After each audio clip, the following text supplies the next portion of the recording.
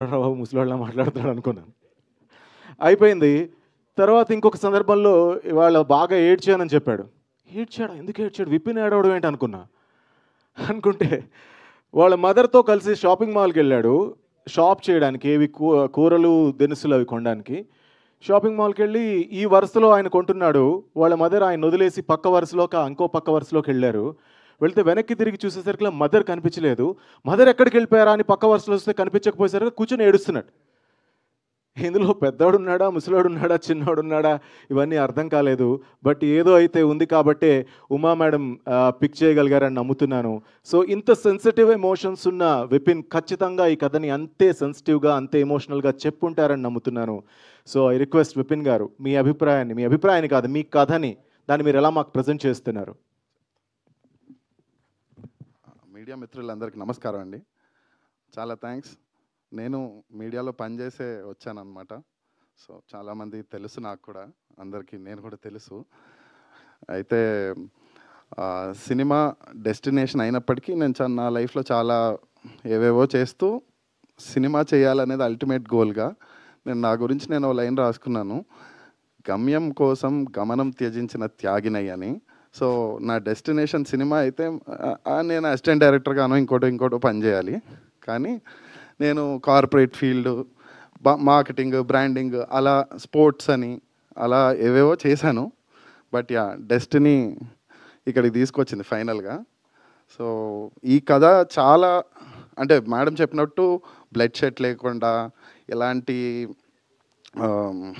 Abusive words లేకుండా, ఎలాంటి over on screen romance లేకుండా చాలా క్లీన్గా ఉంచే ప్రయత్నం చేసాం సినిమాని.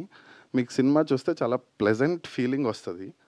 అయితే ఈ సినిమాలో ప్రొడ్యూసర్ గారు చెప్పని ఇంకో విషయం ఏంటంటే, మన సినిమాలో ప్రిన్స్ రామవర్మ గారని ఆయన ఒక పెద్ద సంగీత విద్వాంసులు, ట్రావెన్కోర్ వారసులు. ఆయన ఒక గెస్ట్ రోల్ చేశారు ఈ సినిమాలో. ఆయన చాలా ఇంపార్టెంట్ రోల్ ఆయనది కూడా.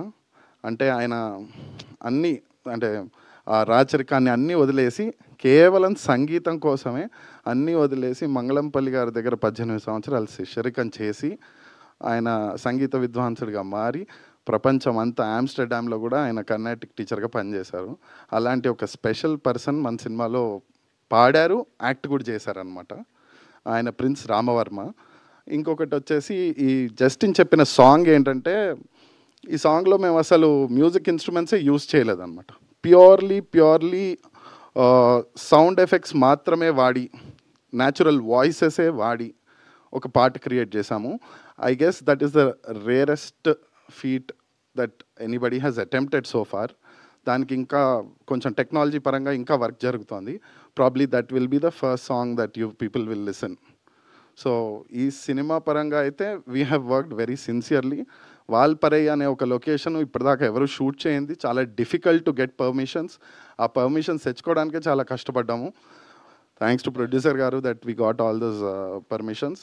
అండ్ ఆ బ్యూటిఫుల్ లొకేషన్లో ఒక బ్యూటిఫుల్ కథ జరుగుతుంది.